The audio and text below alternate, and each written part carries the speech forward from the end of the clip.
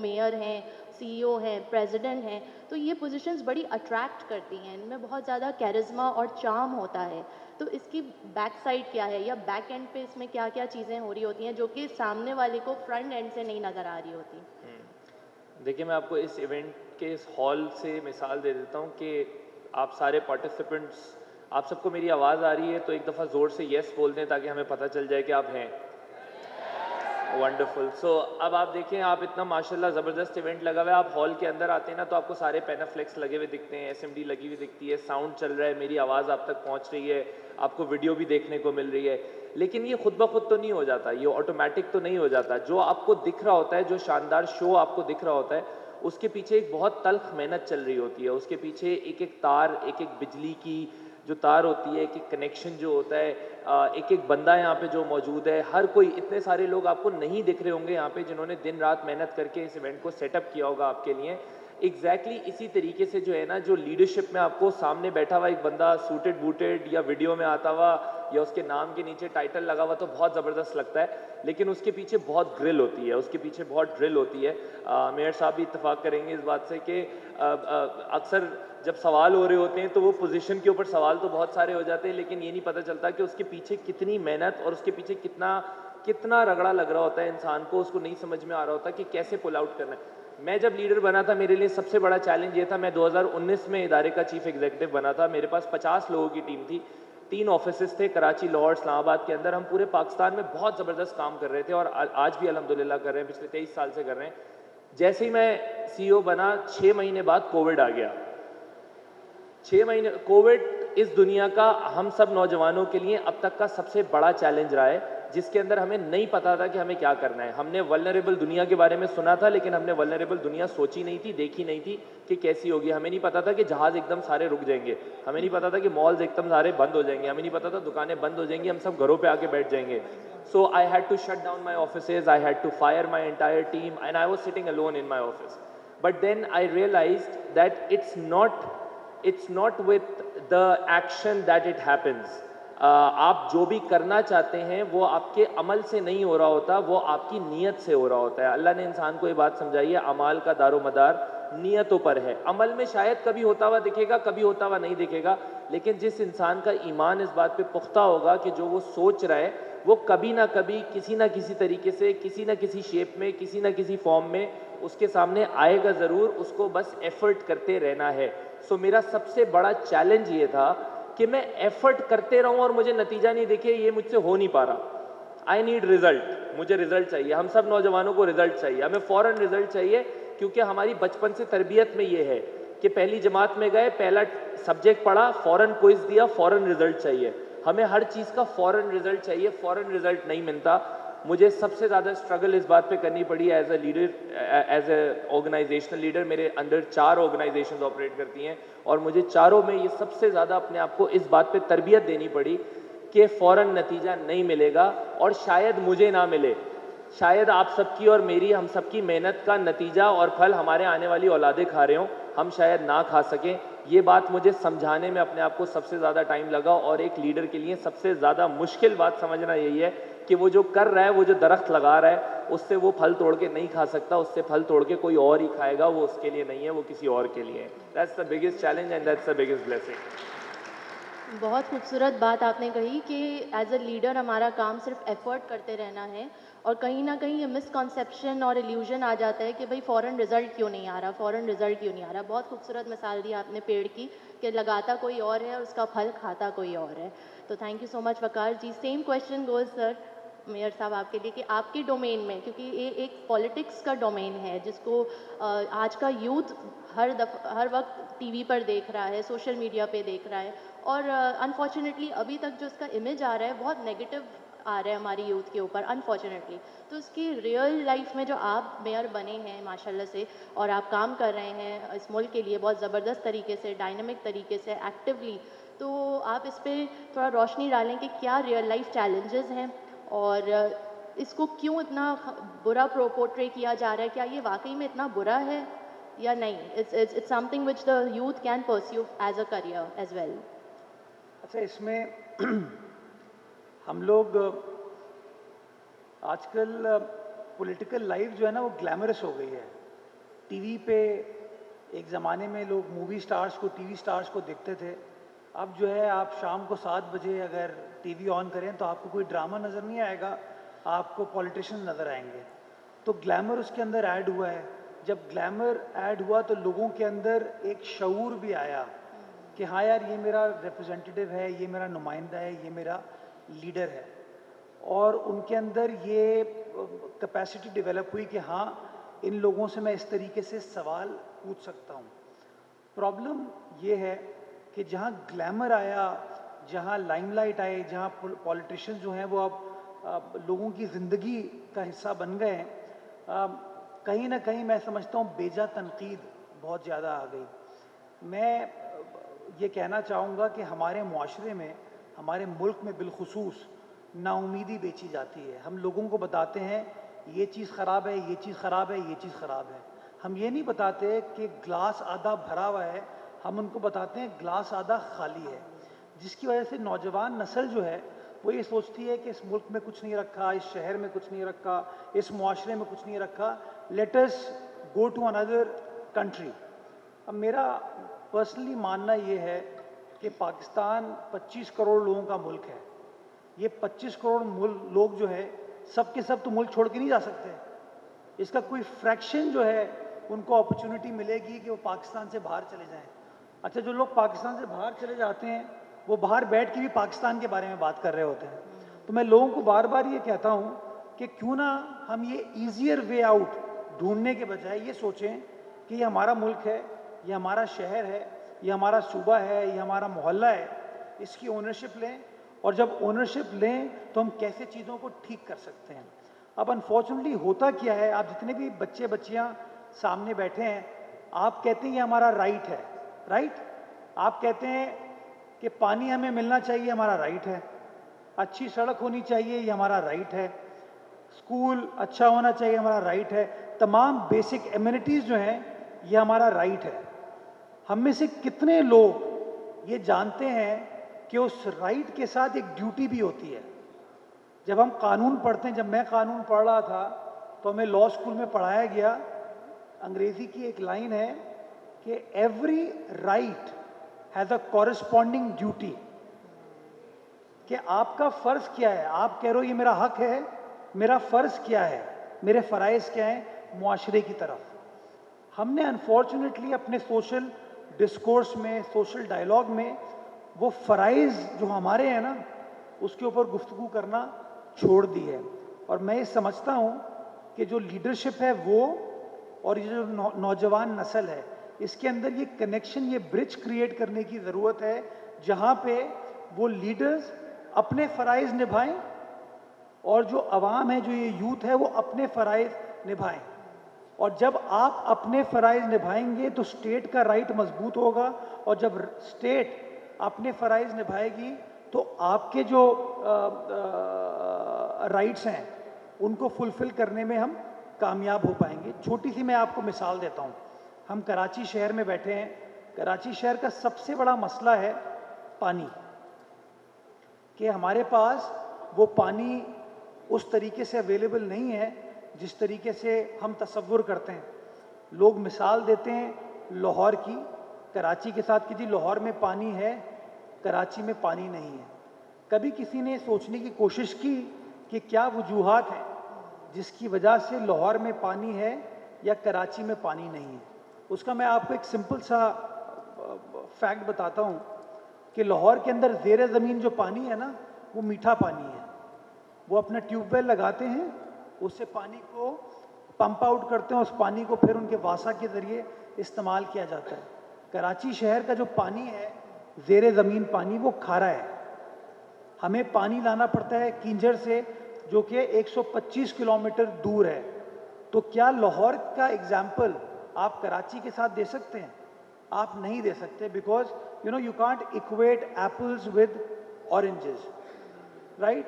अब हमारे पास असासा है समंदर का।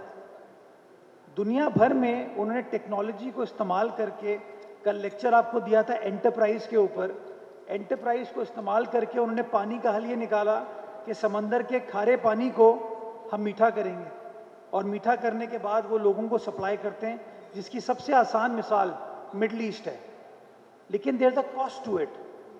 हम क्या कहते हैं बहैसियत शहरी, हम कहते हैं ये हमारा राइट है, बट हमें जो ड्यूटी निभानी है हम ड्यूटी निभाने को तैयार नहीं है। तो मैं तमाम नौजवान नस्ल को ये कहना चाहूँगा कि हमारा शहर है, हमारा सूबा है, हमारा मुल्क है, हमें सिर्फ अपने राइट्स के ऊपर बात नहीं करनी चाहिए, हमारी ड्यूटी जो है उसके ऊपर भी बात करनी चाहिए। We as leaders should also look at our duties and you as citizens must also look at your duties, ताकि मिल के हम अपने अपने फ़राइज़ निभाएं। और जब सब अपने फ़राइज़ निभा रहे होंगे तो यकीन जानिए एक ऐसा मुआशरा इस्टेब्लिश करने में हम कामयाब हो पाएंगे जिसके अंदर सबके मसावी हुकूक अवेलेबल होंगे। Thank you so much Murtaza साहब, आपने बहुत ज़बरदस्त इस बात पे रोशनी डाली कि जब हम कहते हैं लीडर काम करेगा, तो वही वाली बात हो गई कि we talk about rights but we forget about the duties. तो जहाँ पे तस्वीर का एक रुख दिखाया जाता है कि राइट्स हमारे नहीं मिल रहे, वहाँ दूसरा रुख हम क्यों देखने से कासिर हो जाते हैं कि भाई ये हमारी ड्यूटी भी है। जी जी सर प्लीज। आसान सी मिसाल, आप सबका राइट है कि शहर साफ होना चाहिए, है? थोड़ा जोर से आवाज तो दो यार। यस, आपकी ड्यूटी है कि आप कचरा ना फेंकें। समझे बात ये?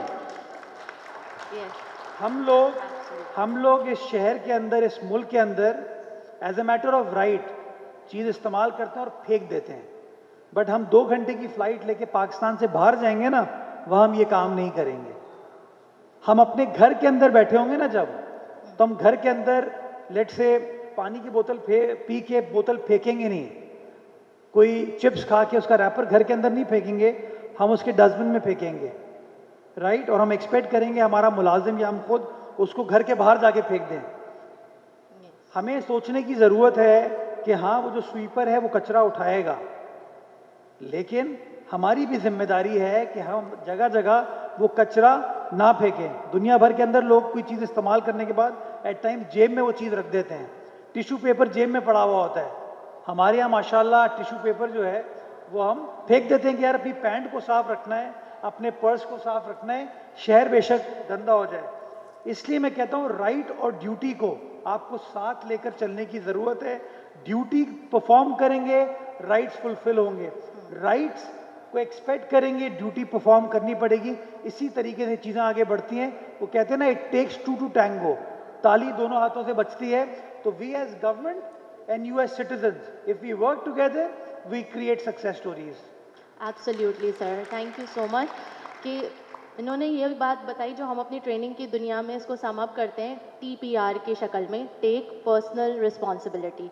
हम ब्लेम करने पर बिलीव करते हैं मगर पर्सनल रिस्पॉन्सिबिलिटी लेना नहीं चाहते, ओनरशिप लेना नहीं चाहते। So thank you so much for throwing light upon this. मैं अब आती हूँ आप ही की बात से वकार सर, कि आपने कहा कि जब आपको लीडरशिप पोजीशन मिली तो उसके 6 महीने बाद ही कोविड आ गया। तो और मुर्तज़ा वहाब साहब ने भी इस बात पर यही रोशनी डाली कि हमें मायूसी बेची जाती है या नेगेटिव साइड हमें ज़्यादा सेल ऑफ किया जाता है। तो एज अ यूथ भी हम बहुत जल्दी मायूस हो जाते हैं। कोई भी एक फेलियर आया, कोई एक परेशानी आई, कोई एक चैलेंज आया, कोई क्रिटिसिज्म आया, हम बहुत जल्दी मायूस हो जाते हैं। So as a leader, how did you face that और how did you overcome that? यार, I always feel very contented with what I have. मुझे नहीं समझ आता कि हम सारे माशाल्लाह से जितने भी नौजवान बैठे हैं, अक्सर बहुत सारे नौजवान हमें रीच आउट करते हैं क्योंकि हमारा कनेक्शन बहुत स्ट्रॉन्ग है उनके साथ। तो ज़्यादातर नौजवानों का सवाल जो होते हैं ना, मैं आपको बताता हूँ बेसिक सवाल, मैं क्या करूँ, मैं कहाँ जाऊँ, मेरे घर वाले मेरी नहीं सुनते, मेरे घर वाले मेरी नहीं मानते। बहुत मायूसी भी कोई बड़ी हो ना तो बंदा बोले कि हाँ यार कोई बड़ी मायूसी है। मायूसी भी बहुत छोटी छोटी है, वो नहीं मान रही बहुत छोटी छोटी मायूसी है नौजवानों की। अब मैंने हमेशा अपने लिए सोचा है कि मुझे खाने को रिस्क मिलता है, मुझे पहनने को कपड़े मिलते हैं, मुझे सोने को छत मिलती है, मुझे आने जाने को मेरे पास ट्रांसपोर्ट अवेलेबल है, मेरे हाथ चलते हैं, मेरी ज़बान चलती है, मेरे कान चलते हैं, मैं देख भी सकता हूँ, मैं सोच भी सकता हूँ, मेरे पास हाथ पाँव मौजूद हैं। अल्लाह, इससे ज़्यादा मैं मांगने की सकत ही नहीं रखता। इंसान मायूस तब होता है जब वो कुछ मांगे और वो उसको ना मिले। मुझे ऐसा लगता है कि पिछले 10 साल या 11 साल मैंने अपनी ज़िंदगी में जितना भी करियर टाइम देखा है, उसके अंदर मेरे पास अभी तक ये अपॉर्चुनिटी आई ही नहीं है कि मैं कुछ मज़ीद मांगूं, क्योंकि मेरे पास ऑलरेडी जितना कुछ है मैंने अभी तक उसी को कैपिटलाइज नहीं किया है. So I would also put the same question on your table as well, every one of you, कि आप अपने आप से ये सवाल करें कि चलो जो नहीं मिल रहा वो नहीं मिल रहा, एडमिशन नहीं मिल रहा, अभी उतने पैसे नहीं है कि कोई महंगी पढ़ाई कर सको, अभी इतने पैसे नहीं है कि किसी मुल्क से बाहर जा सको, लेकिन अपने आप से ये सवाल करो कि जो है उसका क्या किया है. जो किताबें घर पे मौजूद हैं, मोबाइल सबके पास मौजूद है, से अ बिग यस, या सोशल मीडिया पे सारे लोग हैं, से अ बिग यस. हाँ, सब मीम शेयर करते हैं, सब एक दूसरे को रील्स भेजते हैं, लेकिन हम में से कोई जाके उसी मोबाइल के अंदर हजारों लाखों फ्री कोर्सेज अवेलेबल हैं, हम वो अटेंड करके कुछ सीखना नहीं चाहते. सो मैं इसलिए कभी मायूस हुआ ही नहीं, ना मैं आज मायूस हूं, ना मैं कोविड में मायूस था, ना मैं उससे पहले मायूस था. अगर कोविड से ज्यादा बुरी या कोई बड़ी बला भी आ गई इस मुल्क के अंदर तो मैं शायद तब भी मायूस नहीं होऊंगा. पॉलिटिकल क्राइसिस भी रहा है, इकोनॉमिक क्राइसिस भी रहा है, हमारे साथ बहुत चैलेंजेस रहते हैं. जब हम as a private entity operate करते हैं तो हमें अपना हर कदम फूक फूक के रखना पड़ता है, मुल्क की हालात देख के चलना पड़ता है. लेकिन ये सब तो होगा ना दुनिया में. मुझे आप दुनिया का कोई एक दौर दिखाएं, जब से अल्लाह ने दुनिया बनाई है, ये कायनात बनाई है, तब से आप मुझे कोई एक वक्त तो ऐसा दिखाएं जिसके अंदर ये सब नहीं हुआ. There has never been a time जब चैलेंजेस नहीं रहे हो, there has never been a time जब क्राइसिस नहीं रहे हो, there has never been a time कि जब सब अच्छा चल रहा हो, सब बेहतरीन हो, जब 100% इंसान अच्छा हो. ये तो होता ही नहीं है ना, ये तो हो ही नहीं सकता. आपकी जंग 100% इंसान को अच्छा बनाने की नहीं है, आपकी जंग उन इंसानों के अंदर अपने आप को खड़ा करने की है जो इस दुनिया में अच्छी जिंदगी गुजारेंगे. So that's your battle. तो मैं तो कभी मायूस नहीं हुआ. मैंने जीरो भी देखा है, मैंने जीरो से नेगेटिव भी देखा है, मैंने अकेले काम करके भी देखा है, टीम बड़ी करके भी देखा है, पूरे पाकिस्तान में ट्रैवल करके देखा है. मुझे तो रोड ट्रिप करके जाके नौजवानों से मिलने का बहुत शौक रहा है.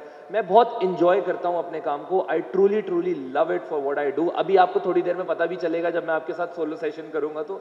बट मायूसी क्या है? मायूसी कुफर है. इसको मायूसी नहीं कहते, इसको नाशुक्री कहते हैं. एक्चुअली हम जिसको मायूसी के तौर पे डिफाइन कर रहे हैं ना अपने माशरे में, हम मायूस कौम नहीं है, हम नाशुक्री कौम है.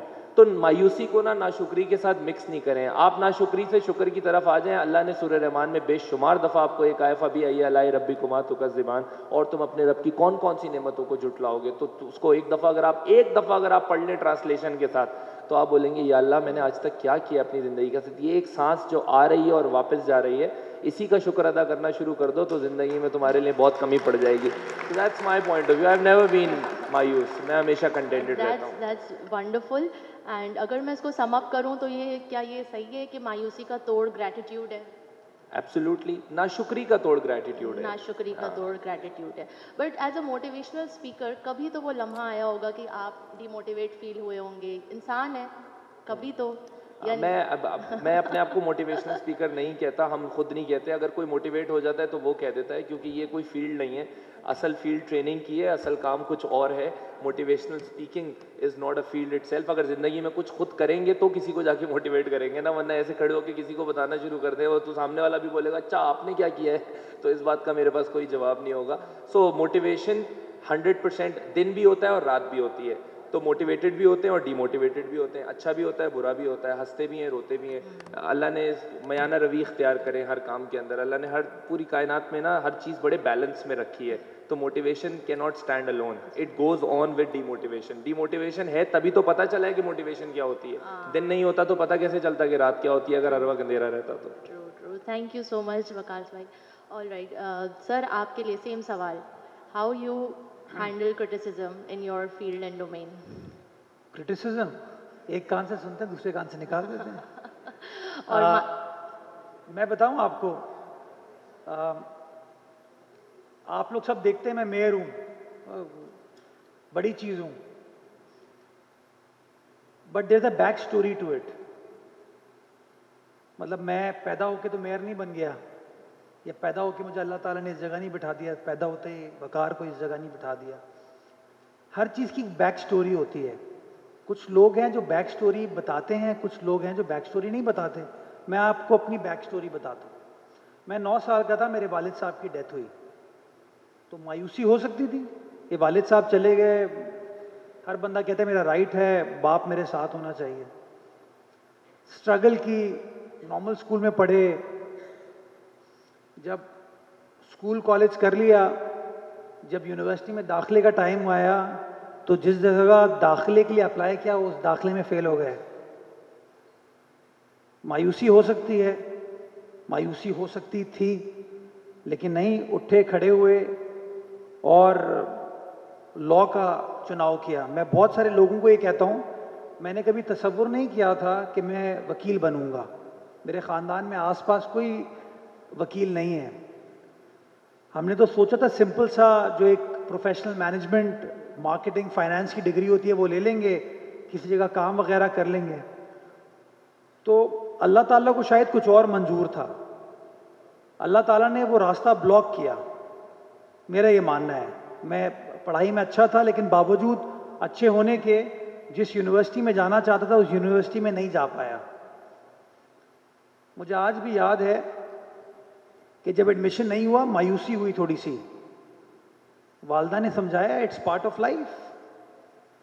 कानून का चुनाव किया, लॉ पढ़ना शुरू किया और लॉ पढ़ते पढ़ते यहाँ तक पहुँचा। और मैं बड़ा प्राउडली ये बात कहता हूँ, हमारे यहाँ लोग फेलियर्स को छुपाते हैं कि यार ये नाकामी हुई, ये नहीं बताओ। कोई ये नहीं कहता मैंने बस में सफ़र किया, सब कहते हैं नहीं, मेरा ताल्लुक जो है ना अमीर ख़ानदान से, सारी ज़िंदगी में बड़ी गाड़ी में घूम रहा था। छुट्टियों में मैं जो ना लाड़काना नहीं जाता था, दादू नहीं जाता था, मैं लंदन जाता था। ये हम लोग पता नहीं क्यों इन चीज़ों को छुपाते हैं। We should take proud in our background कि हम कहाँ थे और आज कहाँ पहुँचे हैं। तो मेरा मानना ये, हमारे मुआशरे में इतने हीरोज़ मौजूद है कि कोई आम आदमी मेहनत करके या आम खातून मेहनत करके, आम लड़की मेहनत करके किसी न किसी जगह पर पहुंची, बट हमने अपने सोशल डिस्कोर्स में उनको डिस्कस करना छोड़ दिया है। अगर हम अपने सोशल डिस्कोर्स में ये गुफ्तगू करेंगे तो आप यकीन जाने आपको बहुत सारे वुज़रा नज़र आएंगे जिनका बैकग्राउंड बड़ा हम्बल रहा है। आपको बहुत सारे बड़े बड़े सरकारी अफसर नज़र आएंगे जिनका बैकग्राउंड हम्बल रहा है। तो ये वो सक्सेस स्टोरी है जो आपके लिए इंस्पिरेशन हो सकती है।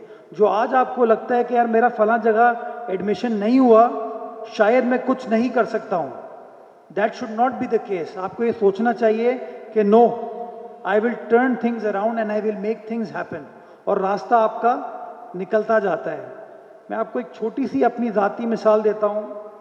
मैं बाहर से पढ़कर वापस आया ये सोच के कि बड़े पैसे कमाऊँगा।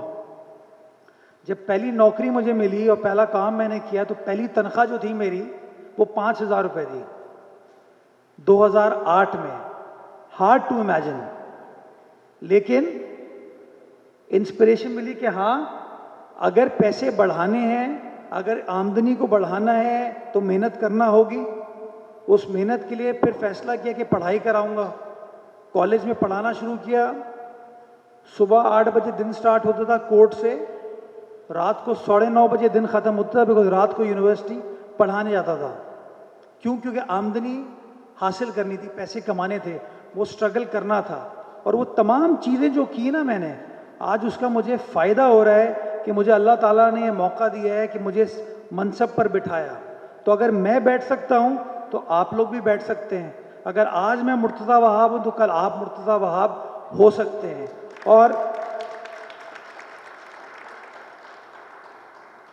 और यकीन जाने, आप पाकिस्तान के तूल अर्ज़ में जाएंगे, आपको ऐसे डिप्टी कमिश्नर नज़र आएंगे जो कि हम्बल बैकग्राउंड के हैं। आपको ऐसे सीनियर अफसरान नज़र आएंगे जो आज से 20-22 साल पहले आप में से होंगे। उन्होंने ख्वाब देखा कि हाँ, मैं अपनी ज़िंदगी को तब्दील करूँगा, चीज़ों को तब्दील करूँगा, मेहनत की, और आज अल्लाह ताला ने उनको उस बड़े बड़े मनसब पर फाइज किया है। तो अगर वो लोग कर सकते हैं तो आप क्यों नहीं कर सकते? तो प्लीज़ खुदा का वास्ता है, ये जो सिफारिश और ये तमाम चीज़ों को हमने अपने जहनों में बिठा लिया है ना कि कुछ नहीं हो सकता है इस मुआशरे में, उसको ख़त्म कीजिए। Yes, we can make things happen provided we work hard. Without working hard, we cannot reach anywhere. Dream big, but apart from dreaming big, complemented with solid hard work. Hard work करेंगे इंशाल्लाह, रास्ता अल्लाह ताला आपका बनाते रहेगा। Thank you so much sir. So इसको अगर सम अप किया जाए कि हार्ड वर्क के बगैर सक्सेस हासिल नहीं हो सकती और challenges it's part of life, उसको फेस करना है, ओवरकम करना है ब्रेवरी के साथ and then you are way you are. Sir मैं इससे अगले सवाल की तरफ जाना चाहूँगी कि लीडरशिप, अगर मैं इसको एक कहानी के साथ आप लोग को बताऊँ कि घर में अक्सर क्या होता है, दादी नानियाँ बैठी होती हैं, छोटे बच्चे खेल रहे होते हैं, कोई एक 3 साल का है, उसका बड़ा भाई जो है वो 5 साल का है, आपस में खिलौने के ऊपर लेकर लड़ाई हो जाती है, जो छोटा वाला है वो उसको छीन कर खिलौना ले जाता है और पीछे से दादी या नानी का कमेंट आता है, ये बड़ा तेज़ है, ये बड़े होके कुछ बनेगा। इसके अंदर ना लीडरशिप क्वालिटी नज़र आ रही है। तो क्या छीनना, ज़िद से अपनी किसी बात को पूरी कर लेना, क्या ये लीडरशिप है? और इसके साथ एक्सटेंडेड क्वेश्चन, एक लीडर और डिक्टेटर में फ़र्क क्या है? Yes sir, over to you. Difficult सवाल है, बिकॉज़ ना मैं दादी हूँ, ना मैं नानी हूँ। तो मैं भी उस स्टेज पे आया नहीं कि इस तरह का कमेंट पास कर सकूं। बट आपकी बात सही है कि हमारे घरों में इस तरह की बात कर दी जाती है। ज़िंदगी में मेरा ये मानना है कॉन्फिडेंस जो है ना वो बड़ा ज़रूरी है, और शायद जो बड़े बूढ़े कहते हैं ये कुछ बनेगा या ये कुछ बनेगी, ये शायद एक एट्रीब्यूट है उस कॉन्फिडेंस का कि वो देखते हैं कि हाँ इसके अंदर ये कॉन्फिडेंस था to make it happen for himself, तो परहैप्स ये चीज़ कर जाएगा। लेकिन ज़रूरी नहीं है कि हर दादी हर नानी की बात दुरुस्त हो। आप उस चीज़ को खुद चेंज कर सकते हैं थ्रू हार्ड वर्क, मेहनत करने से हर चीज़ की जा सकती है। अब लोगों को सिर्फ ये एक्सप्लेन करने की ज़रूरत है कि there is no hard and fast rule. मतलब ज़िंदगी में कामयाबी हासिल करने के लिए कोई किताब पढ़ के आप कामयाबी हासिल नहीं करेंगे। किताब के पढ़ने से मदद आपको मिलेगी, लेकिन किसी किताब में वो तरीका नहीं लिखा हुआ कि how would you reach that level of success.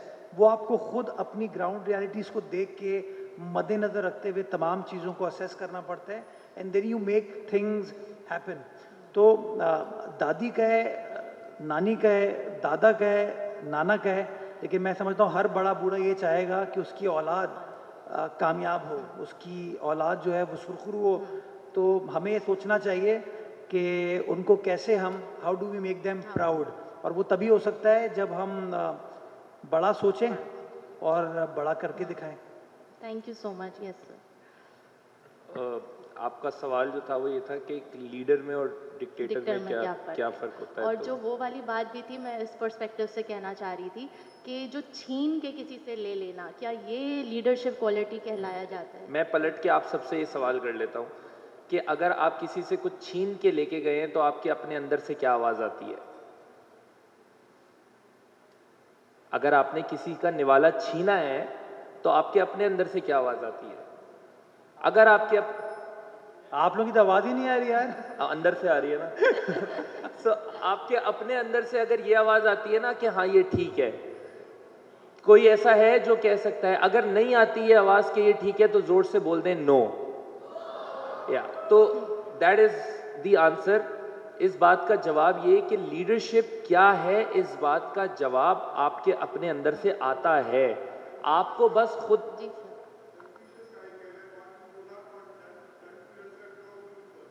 yes, what you would not do to yourself, don't do it to others.